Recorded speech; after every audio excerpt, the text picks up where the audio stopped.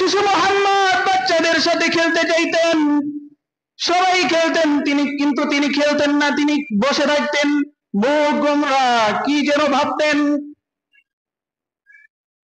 একদিন সন্ধ্যায় সবাই বাড়ি ফিরে আসছে, শিশু মোহাম্মদ বাড়ি ফিরে আসতেছেন না। মা আমিনা পেরেশান হয়ে গেছেন, মোহাম্মদ কি হলো তার, কোথায় সে? লোকেরা বলল সে এরকম মুখ ভার করে এরকম অমুক জায়গায় বসে আছে। মা আমিনা দৌড়ে গেছে, পেরেশান হয়ে গেছে, গিয়ে মোহাম্মদকে জড়াই ধরছে, বাবা কি হয়েছে তোমার? মুহাম্মদ আরবি সাল্লাল্লাহু আলাইহি ওয়াসাল্লাম কেঁদে কেঁদে বলতেছে, মা আমার খেলার সাথীরা তারা যখন খেলা শেষ করে তাদেরকে নিয়ে যাওয়ার জন্য তাদের বাবারা আসে, বাবারা তাদের সন্তানদেরকে নিয়ে যায়, আমার বাবা কোথায়? মা আমিনা বলে, তোমার বাবা তো তোমার জন্মের আগে মারা গেছে। শিশু মোহাম্মদ কেঁদে কেঁদে বলে, মা আমি তোমার আব্বাকে দেখতে পাই নাই, তুমি কি আমার আব্বার কবরটা আমাকে একটু দেখাবা? আমি আমার আব্বার কবরের কাছে গিয়ে একটু আব্বা বলে ডাকবো। সম্ভ্রান্ত আরব যারা ছিলেন তারা বাচ্চাদেরকে নিজেরা দুধ পান করাইতেন না, বরং অন্যত্র পাঠিয়ে, গ্রাম অঞ্চলে পাঠিয়ে ওখানে মহিলাদের দ্বারা দুধ পান করাইতেন। এটা ওই সময়ের রীতি ছিল। সম্ভ্রান্ত মহিলা যারা ছিলেন তারা দুধ নিজেরা পান করাইতেন। মক্কার অদূরেই একটা শহর তায়েফ, এখানের আবহাওয়া খুব ভালো ছিল এবং ওখানের ভাষাও, আরব ভাষারও বিভিন্ন ভাগ আছে, যেমন প্রত্যেকটা ভাষার আঞ্চলিক কিছু আঞ্চলিকতা থাকে, ওখানের ভাষা বিশুদ্ধ আরবি ছিল। তো আল্লাহ রাসূল সাল্লাল্লাহু আলাইহি ওয়াসাল্লামকে তাদের রীতি অনুযায়ী এই তায়েফে দুধ পান করানোর জন্য দেওয়া হয়। হযরত হালিমাতুস সাদিয়া রাদিয়াল্লাহু আনহা উনি আল্লাহ রাসূলকে কিভাবে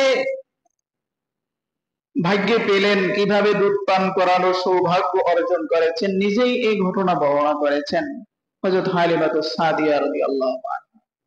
উনি বলেন, যেই বছর মুহাম্মদ সাল্লাল্লাহু আলাইহি ওয়াসাল্লামকে দুধ পান করানোর জন্য আমি নিয়ে আসি, ওই বছর দুর্ভিক্ষ ছিল। তো একটা কাফেলা মক্কায় যাবে বাচ্চা আনার জন্য, দুধ পান করানোর বাচ্চা। তাদের উদ্দেশ্য থাকতো যে সম্ভ্রান্ত বাচ্চাদের এনে তাদের পিতা থেকে, তাদের আত্মীয় স্বজন থেকে উপঢৌকন পুরস্কার লাভ করা। তারা গ্রাম অঞ্চলে থাকতেন, গরিব ছিলেন। হালিমাতুস সাদিয়াও বলেন, আমিও ওদের সাথী হয়ে বাচ্চা আনার জন্য ওদের কাফেলায় অন্তর্ভুক্ত হয়ে যাইতে লাগলাম। উনি বলেন, আমি, আমার স্বামী আর আমার একটা বাচ্চা ছিল, বাচ্চা না থাকলে দুধ পান কিভাবে করাবেন? এই তিনজন রওনা হলাম। আমাদের সাথে একটা উটনি ছিল, উটনিটা এত দুর্বল ছিল যে কাফেলার অন্য যে শরীকরা ছিল তাদের সাথে তাল মিলিয়ে চলতে পারতেছিল না।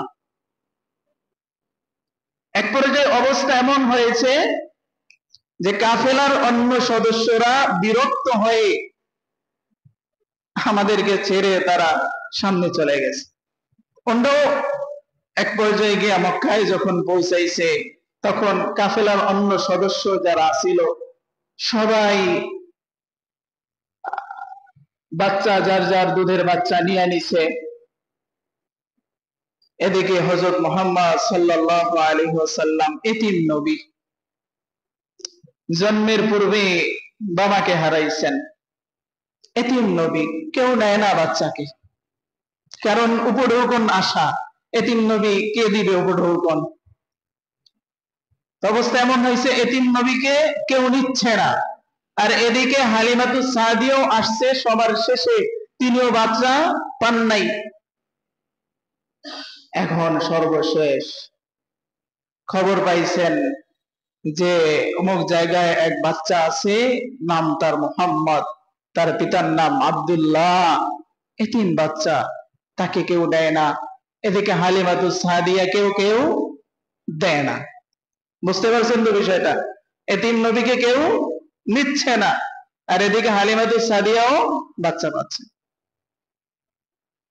হালিমাতুস সাদিয়া মা আমেনার ঘরে সামনে গিয়ে আওয়াজ দিছেন। মা আমেনা বলছেন, কে? বলে, আমি হালিমা, তায়েফ থেকে আসছি, আমার একটা দুধের বাচ্চা দরকার।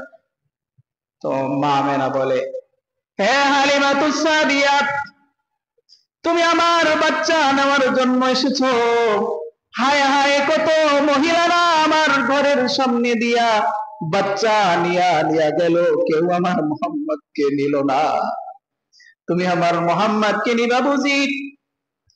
ঘরের মধ্যে যাওয়ার পরে হালিমাতুস সাদিয়া রাদিয়াল্লাহু আনহা দেখলেন মা আমেনা কুলের মধ্যে শিশু মোহাম্মদকে নিয়ে বসে আছেন, মুখের উপর একটা চাদর দিয়ে ঢাকা। হালিমাতুস সাদিয়া ডেকে বলে, আমি কেমন বাচ্চাকে নেব, একটু বাচ্চাটা দেখি, কেমন দেখতে বাচ্চা। মা আমেনা যখন রাসূলের মুখ থেকে রুমালটাকে সরাইলেন, রাসূলের চেহারা মোবারক দেখে মা আমেনা অভিভূত হয়ে গেছে। হায় হায়, এত সুন্দরও কি বাচ্চা হতে পারে? এত পূর্ণিমার চাঁদ রাসূলকে আল্লাহ তাআলা এত সুন্দর করে বানিয়েছিলেন, এত সুন্দর করে বানিয়েছেন। শামাইলে তিরমিজির মধ্যে রাসূলের দেহের বর্ণনা এসেছে, আল্লাহ রাসূল অনেক বেশি লম্বাও ছিলেন না, আবার একেবারে খাটোও ছিলেন না। আল্লাহ রাসূল মধ্যম আকৃতির ছিলেন। আল্লাহ রাসূল যখন মাথার চুলগুলো, আল্লাহ রাসূল ছিল কাজ সোয়াব, চুলগুলো তেল লাগিয়ে যখন আশ্রাইতেন, পিছন দেখে মনে হইতো যেন সমুদ্রের পানি ঢেউ খেলতেছে। সুবহানাল্লাহ। আল্লাহ রাসূলের কপাল মোবারক ছিল প্রশস্ত, উন্নত নাসিকা ছিল, ছোট ছোট ছিদ্র ছিল, চোখ দুটো ছিল গোলাপের পাপড়ির মতো। ফুটন্ত গোলাপের পাপড়ি যেমনি ভাবে ফুটন্ত গোলাপের পাপড়ি গুলো এরকম ভাবে বাতাস যখন লাগে, দোল যখন খায়, আল্লাহর রাসূলের চোখ যখন বুঝতেন আর মেলতেন, চোখগুলো গোলাপের পাপড়ির মতো দোল খেত। আল্লাহ রাসূল সাল্লাল্লাহু আলাইহি ওয়াসাল্লামের ঠোঁট মোবারক ছিল গোলাপি রঙের।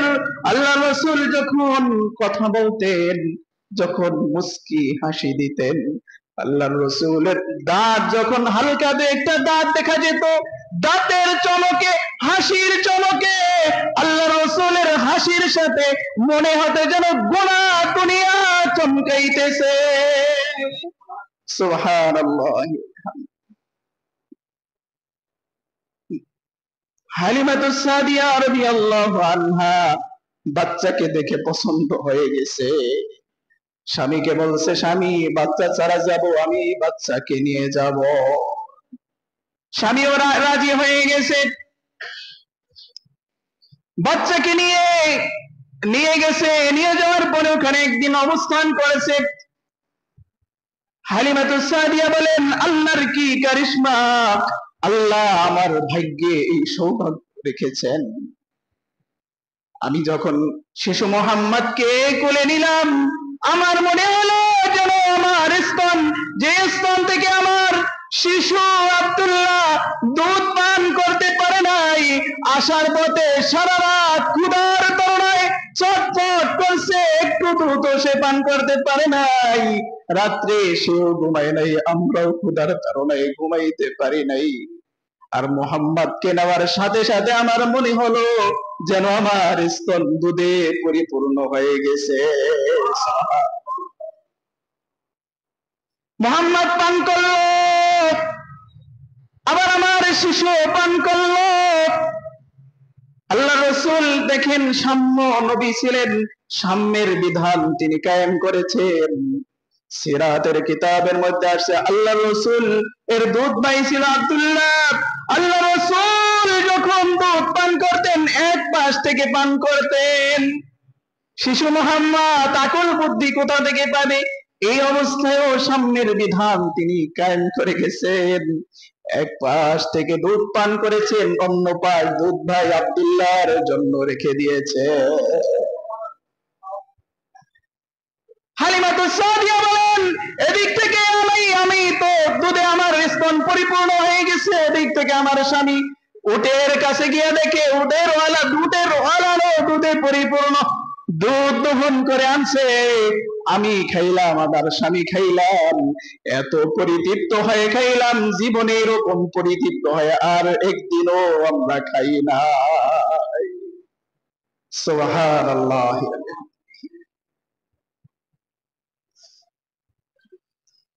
হালিমাতুস সাদিয়া বলেন, এরপর আমাদের যাওয়ার পর ওই উটনি, যে উটনির পিঠে আরোহণ করে আমরা এসেছিলাম, ওই উটনির পিঠে আরোহণ করে আমরা যাইতেছি। হায় হায়, অবাক কাণ্ড, আল্লাহর কি কুদরত! আসার পথে কারো সাথে তাল মিলিয়ে যে উটনিটা চলতেছিল না, বিরক্ত হয়ে সবাই আমাদেরকে ছেড়ে চলে এসেছিল। সেই উটনিটা সবার আগে এত দ্রুত চলতেছিল, এত দ্রুত চলতেছিল, আমাদের উটনির সাথে আর কোনো সওয়ারি পারতেছিল না। সবাই দেখে দেখে বলে, হে আলিমা, এইটাই কি তোমার সেই উটনি নাকি যে উটনির উপর সওয়ার হয়ে তুমি এসেছিলা? বলে, হ্যাঁ হ্যাঁ, এটাই তো সেই উটনি। সবাই বলতে লাগলো, নিশ্চয় এর মধ্যে কোনো আশ্চর্যজনক জিনিস রয়েছে। হালিমাতুস সাদিয়া তো টের পেয়ে গেছেন, এটা বাচ্চার বরকত, এটা বাচ্চার বরকত। এরকম বরকত তো শুরু হয়ে গেল। বাড়িতে যখন গেছেন, বাড়িতে কয়েকটা বকরি ছিল। হালিমাতুস সাদিয়া বলেন, আমি বাড়ি গিয়ে দেখি আমার বকরির অলানগুলো দুধে পরিপূর্ণ।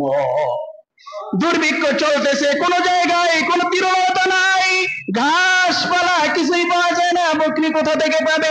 অথচ সবার বকরি দুধ শূন্য, আর আমার বকরি দুধে পরিপূর্ণ।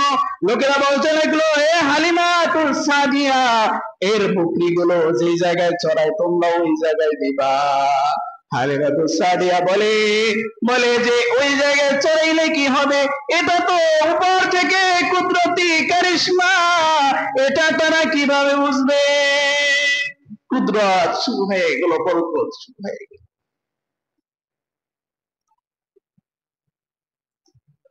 এভাবে চলতে লাগলো। চলতে চলতে যখন 2 বছর হলো, কয় বছর? 2 বছর, আল্লাহ রাসূলের বয়স 2 বছর। হালিমাতুস সাদিয়া দুধ ছাড়িয়েছেন, দুধ ছাড়িয়ে মায়ের কাছে নিয়ে গেছেন। ঘটনাক্রমে ওই সময় মহামারী ছিল মক্কায়। হালিমাতুস সাদিয়া তো বরকতের মধ্যে ছিলেন, উনি চাচ্ছিলেন না ছাড়তে। তো মহামারীর দোহাই দিয়ে আবারও আল্লাহ রসুলকে নিয়ে আসছেন নিজের কাছে। এরপরে ওনাদের কাছে থাকতে লাগলেন হযরত মুহাম্মদ সাল্লাল্লাহু আলাইহি ওয়াসাল্লাম। একদিন একটু বড় হয়েছেন, আল্লাহ রসুল কথা বলতে পারেন। দেখেন তার দুধ ভাই আব্দুল্লাহ, তিনি বাড়িতে থাকেন না, কোথায় যেন যান। জিজ্ঞেস করলেন একদিন দুধ মা হালিমাতুস সাদিয়াকে যে আমার ভাই আব্দুল্লাহ কোথায় যায়, ওকে আমি দেখি না।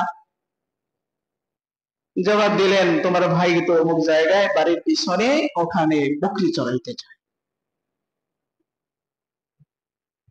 তো শিশু মোহাম্মদ দেখেন, মানে ছোট্ট বয়সে যে আমার ভাই বকরি চড়াইতে যাবে, আমি যাব না, এটা কি করে হয়? আমিও যাব, আমাকেও পাঠাবেন ওর সাথে।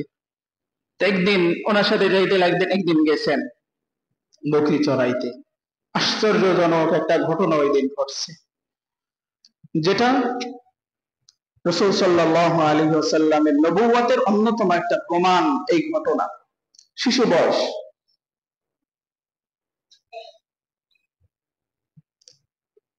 দুইজন চড়াইতেছেন। ইতিমধ্যে আব্দুল্লাহ, দুধ ভাই আব্দুল্লাহ দৌড়াই বাড়িতে আসছে।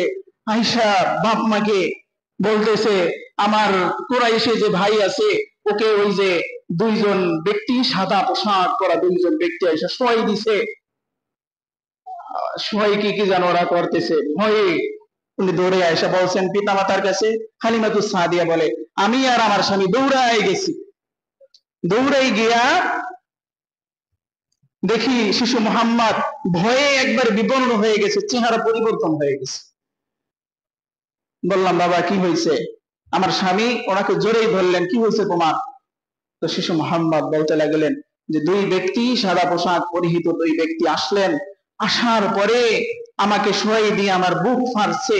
বুক ফাড়ার পরে ভিতর থেকে কি কি যেন বের করছে, বের করে কি যেন ফেলে দিয়া আবার আমার বুকটাকে সেলাই করে দিছে। ভয়ে আতঙ্কিত হয়ে গেছে, ওনাকে নিয়ে গণকের কাছে গেছে হালিমাতুস সাদিয়া, যে কি হয়েছে, জিনটিনের কোনো আসর টাসর লাগছে কিনা। গণক তো বুঝতে পারছে, হায় হায় হায়, এত সাধারণ কোনো মানুষ না। চিৎকার করেছে, হে আরব সম্প্রদায়, কে তোমরা, কোথায় আসো, তাড়াতাড়ি আসো। তোমরা এই বাচ্চাকেও মেরে ফেলো, সাথে সাথে আমাকেও মেরে ফেলো, না হয় এই বাচ্চা কিন্তু তোমাদের দিনকে ধ্বংস করে দিবে। সে নিজে এক দিন কায়েম করবে, যেই দিনের দিকে সবাইকে আহ্বান করবে। সুবহানাল্লাহ। হালিমাতুস সাদিয়া কয়, তোমার মাথা খারাপ হইছে, তুমি কি বলো? তারা বাচ্চাকে সিনাই নিয়ে আসছে। সিনাই নিয়ে আসার পরে এখন তো আতঙ্ক ছড়াই গেছে, হায় হায় গণক জেনে গেছে।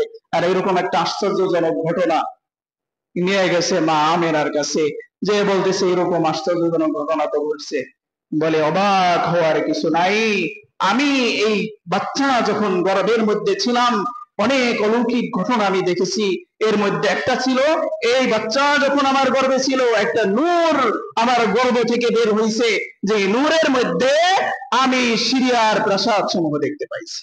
সুবহানাল্লাহ। এই বাচ্চা যখন গর্ভ থেকে গর্ভ ভূমিষ্ঠ হয়, যখন দুই হাত জমিনের উপর দিয়ে চেহারাটা আসমানের দিকে দিয়েছেন, এক মুষ্টি মাটি এটা হাতে নিয়েছেন, এই ঘটনাগুলো ঘটছে। অবাক হওয়ার কিছু নাই, নিশ্চয়ই তিনি বড় হইলে অনেক বড় কিছু হবে। এই যে নবীজির বক্ষ বিদারণ, এই ঘটনা আল্লাহ রাসূলের আরো 3 বার হয়েছে জীবনে। বিজ্ঞানীরা এক সময় বলতো যে এই যে বক্ষ বিদারণ, সিনা সাক বলে, এটা কিভাবে সম্ভব, আজগুবি ঘটনা। এটা তারা বলতো যে হুজুররা কি বলে, বক্ষ বিদারণ, একজন মানুষের বুক চিল্লে এই মানুষটা কি বাঁচতে পারে? এটা তারা এক সময় বলতো। কিন্তু বিজ্ঞান যখন আবিষ্কার করলো যে না, একজন মানুষের বুক ফাললেও মানুষ বাঁচতে পারে, ওপেন হার্ট সার্জারি যাকে বলে, ওপেন হার্ট সার্জারি করলে মানুষ বাঁচে, তো ইসলামের সত্যতা প্রকাশ হয়ে গেল। এখান থেকে আমাদের যেটা বুঝতে হবে সেটা হলো, কোরআন যেটা বলে, হাদিস যেটা বলে, সেটা অবশ্যই অবশ্যই সত্য। সেটা বিজ্ঞান সেটাকে সাপোর্ট করুক চাই না করুক, সেটা আমার যুক্তিতে ধরুক চাই না ধরুক, কোরআন হাদিস যেটা বলছে সেটা অবশ্যই অবশ্যই সত্য। আল্লাহ রাসূল সাল্লাল্লাহু আলাইহি ওয়াসাল্লাম হালিমাতুস সাদিয়ার কাছ থেকে যখন চলে আসলেন মায়ের কাছে, এখন থাকতে লাগলেন। বাপ তো নাই, বাবা তো আগে ইন্তেকাল করে চলে গেছেন। মাথার উপর ছায়া হিসেবে আছে মা আমিনা, আর আছে দাদা আব্দুল মুত্তালিব, তাদের ছত্র ছায়ায় লালিত পালিত হইতে লাগলেন। একদিন শিশু মোহাম্মদ বাচ্চাদের সাথে খেলতে যাইতেন, সবাই খেলতেন, কিন্তু তিনি খেলতেন না, তিনি বসে থাকতেন, মুখ গোমরা, কি যেন ভাবতেন। একদিন সন্ধ্যায় সবাই বাড়ি ফিরে আসছে, শিশু মোহাম্মদ বাড়ি ফিরে আসতেছেন না। মা আমিনা পেরেশান হয়ে গেছেন, মোহাম্মদ কি হলো তার, কোথায় সে? লোকেরা বলল সে এরকম মুখ ভার করে এরকম অমুক জায়গায় বসে আছে। মা আমিনা দৌড়ে গেছে, পেরেশান হয়ে গেছে, গিয়ে মোহাম্মদকে জড়াই ধরছে, বাবা কি হয়েছে তোমার? মোহাম্মদ আরবি সাল্লাল্লাহু আলাইহি ওয়াসাল্লাম কেঁদে কেঁদে বলতেছে, মা আমার খেলার সাথীরা তারা যখন খেলা শেষ করে তাদেরকে নিয়ে যাওয়ার জন্য তাদের বাবারা আসে, বাবারা তাদের সন্তানদেরকে নিয়ে যায়, আমার বাবা কোথায়? মা আমিনা বলে, তোমার বাবা তো তোমার জন্মের আগে মারা গেছে। শিশু মুহাম্মদ কেঁদে কেঁদে বলে, মা আমি তোমার আব্বাকে দেখতে পাই নাই, তুমি কি আমার আব্বার কবরটা আমাকে একটু দেখাবা? আমি আমার আব্বার কবরের কাছে গিয়ে একটু আব্বা বলে ডাকবো, আমার বাবার কবরখানি তুমি আমাকে একটু দেখাও। মা আমিনা শিশু মুহাম্মদকে নিয়ে দাদার কাছে চলে গেছেন, আব্দুল মুত্তালিবের কাছে গিয়ে অনুমতি প্রার্থনা করছেন যে নাতি তো বাবার কবর দেখতে চায়। দাদা আব্দুল মুত্তালিব অনুমতি দিয়ে দিয়েছেন। শিশু মুহাম্মদ সাথে ছিল উম্মে আইমান, দাসী, এই তিনজন সফর করে চলে গেছেন পিতার কবর জিয়ারত করার জন্য। মা আমিনার বাপের বাড়ি ওখানেই ছিল। ওখান থেকে কবর জিয়ারত করে আসার পথে একদিন আবওয়া নামক একটা জায়গায় ওনারা রাত্রি যাপন করছেন। শেষ রাত্রিতে মা আমিনা শিশু মুহাম্মদকে জড়াই ধরে বলে, বাবা আমার তো কেমন যেন লাগতেছে, আমার পেটের মধ্যে ব্যথা। শেষ রাত্রিতে মা আমিনা কেঁদে কেঁদে জড়াই ধরছে, বুঝতে পারছেন আমার মনে হয় হায়াত শেষ। পিতাহীন এক বাচ্চাকে মা চরম মমতায় জড়িয়ে ধরে কাঁদতেছেন। শিশু মুহাম্মদ কি বুঝবেন?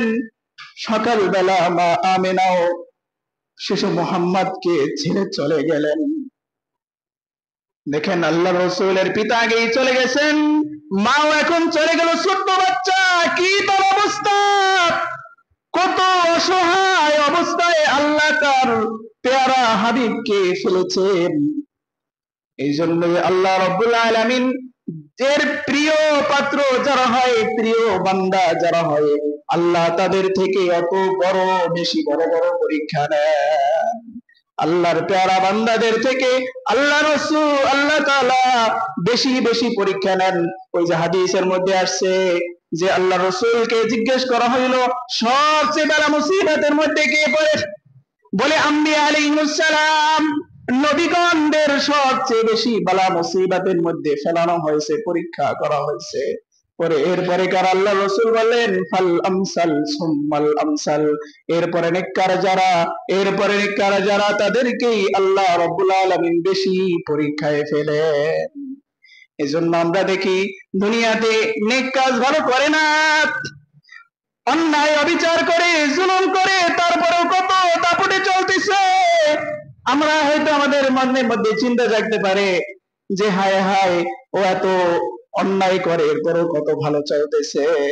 হাদিসের মধ্যে কি বলছে দেখেন, যে যত ভালো ভালো পথে চলতে চায় আল্লাহ রাব্বুল আলামিন ওকে বিপদের মধ্যে ফেলে অত বেশি পরীক্ষা করে।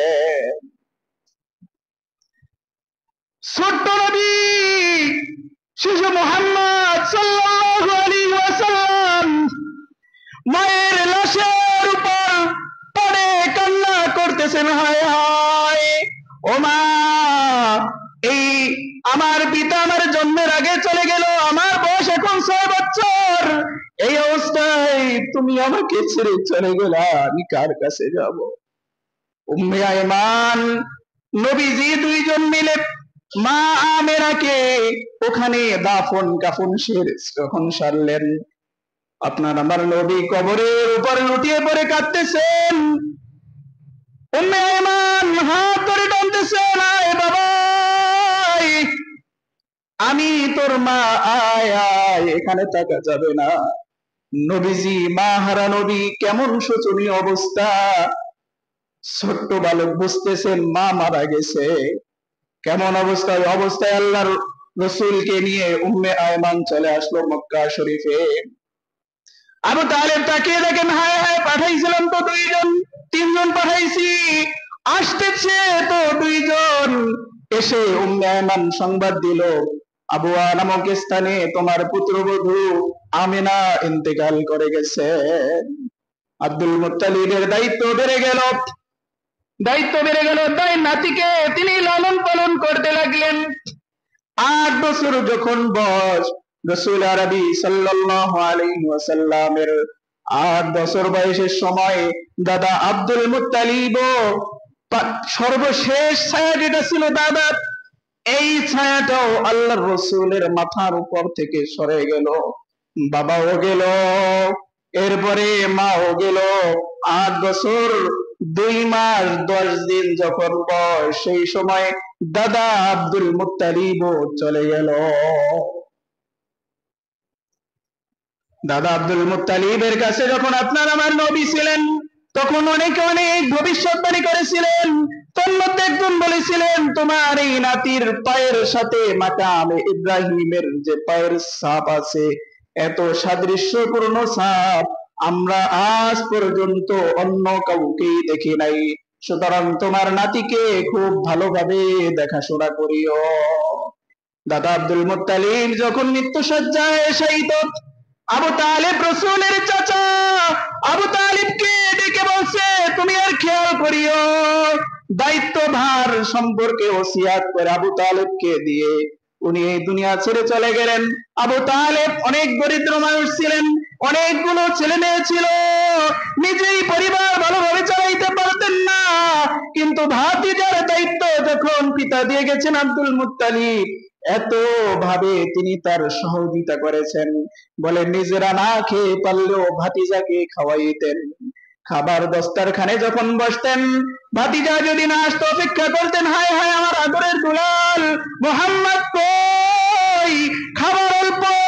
শিশু নবী যখন খাবার দস্তারখানে উপস্থিত হয়ে যাইতেন, অল্প খাবার সবার জন্য পরিতৃপ্ত আকারে হয়ে যেত। সুবহানাল্লাহ। চাচা আব্দুল মুত্তালিবের সাথে থাকতে লাগলেন শিশু মোহাম্মদ। বয়স যখন একটু বাড়ল, আব্দুল মুত্তালিব ব্যবসার কাজ করতেন। একদিন তিনি সিরিয়া যাবেন, শাম দেশের সাথে মক্কার ব্যবসায়িক ভালো একটা সম্পর্ক ছিল। শাম দেশ থেকে তারা পণ্য এনে মক্কা শরীফে বিক্রি করতেন, মক্কা শরীফ থেকে পণ্য খানে বিক্রি করতেন। শাম দেশে যাবেন সিরিয়ায় ব্যবসা করার জন্য। রাসূল চাচাকে অত্যন্ত মহব্বত করতেন, জড়াই ধরলেন চাচাকে, আপনি আমাকে ছেড়ে যাইতে পারবেন না, আমি আপনার সাথে যাব। আবু তালেব বললেন, হ্যাঁ তোমাকে নিব, ছাড়াইতে পারেন না, নিজের অনেক মহব্বত আছে ভাতিজার সাথে। চলতে লাগলেন। এক জায়গায় গিয়ে যাত্রা বিরতি করলেন। ওই সময়ে এরকম রীতি ছিল যে এক কাফেলা, বিশাল বড় বড় কাফেলা, কত যাত্রায় তারা চলতেন, মাঝে মাঝে রাত্রি যাপন করতেন, আবার সফর করতেন। তো এক জায়গায় গিয়ে রাত্রি যাপন করছেন তাইনা নামক স্থানে। ওখানে যখন গেছেন, ওখানে এক পাত্রী ছিল, নাম ছিল তার বুহাইরা। এই রাহিব, এই পাত্রী দেখলেন একটা কাফেলা আসতেছে, ওই কাফেলার মধ্যে একটা বালক আছে, মেঘমালা বিচ্ছিন্ন আকারে শুধুমাত্র ওই বালককেই ছায়া দিচ্ছে। আর গাছপালা যখন আশপাশে আসতেছে, গাছপালাগুলো রাসূলের দিকে মাথা ঝুঁকাইতেছে। সুবহানাল্লাহ। ওই জায়গায় যখন অবস্থান করলেন, ওই পাদ্রী বুহাইরা আর রাহিব, ওই বুহাইরা রাসূলের কাছে গিয়ে বললেন, লাজ উত্তার উজ্জার কসম, দুই মূর্তির নাম ছিল লাত, আর একজনের নাম ছিল উজ্জা, ওই দুইজনের শপথ দিয়ে উনি বলল, তুমি বলো তো তুমি কে, তোমাকে যেই প্রশ্ন করব তুমি উত্তর দিবা। মুহাম্মদ বলে, আমি আমার সামনে লাত উজ্জার নাম তুমি নিবা না, আমি এই দুই মূর্তিকে চরম ভাবে অপছন্দ করি। বলে আচ্ছা ঠিক আছে, আমি যেই প্রশ্নগুলো তোমাকে করছি তুমি ঠিক ঠিক উত্তর দিবা। প্রশ্ন করতে লাগলো, মুহাম্মদ উত্তর দিতে লাগলো। ওই পাদ্রী খ্রিস্টানদের অনেক বড় পাদ্রী ছিল, সে তাদের কিতাবের মধ্যে পরবর্তীতে যে নবী আসবে, আখিরি জামানার যেই নবী আসবে, এই নবীর আলামত কি হবে সবগুলো রেখেছিল। উত্তর মিলাইতেছে, বলে সবগুলো মিলে যাচ্ছে। তাকে প্রশ্ন করার পরে এরপরে এক ফাঁকে গিয়া চাচা আব্দুল মুত্তালিবের কাছে গেছে, গিয়া বলতেছে এই লোক তোমার কি হয়, এই যে বালক তোমার কি হয়? আবু তালেব বলে এ তো আমার পুত্র। পাদ্রী বলে না না তুমি মিথ্যা বলতেছো, তোমার পুত্র হতে পারে না, কারণ মিলতেছে না যেভাবে লেখা ছিল।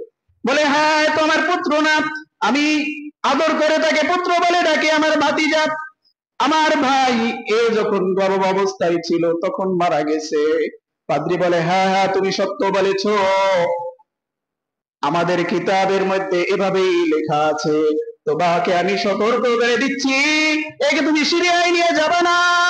আমি এই বাচ্চার মধ্যে যে আলামত দেখতে পেয়েছি, এই আলামত যদি ইহুদিরা টের পায় তার কিন্তু অনেক বড় ক্ষতি করে ফেলবে, খবরদার তুমি তাকে সিরিয়ায় নিয়ে যাইও না। এই সতর্ক বাণী যখন করলো, আবু তালেব আরো অনেক ঘটনা জানতো। এই সব কিছু মিলিয়ে ভাতিজাকে ওখান থেকে পুনরায় মক্কায় ফেরত পাঠালেন। এরপরে আরো বিস্তারিত আল্লাহ রসুলের জিন্দেগি আবু তালেবের কাছে থাকতে লাগলেন। এরপরে হযরত খাদিজা রাদিয়াল্লাহু তাআলা আনহার সাথে আল্লাহ রসুলের বিবাহ হয়, এই ব্যবসায়িক সূত্র ধরেই। ইনশাআল্লাহ সেসব আলোচনা আগামী সপ্তাহে।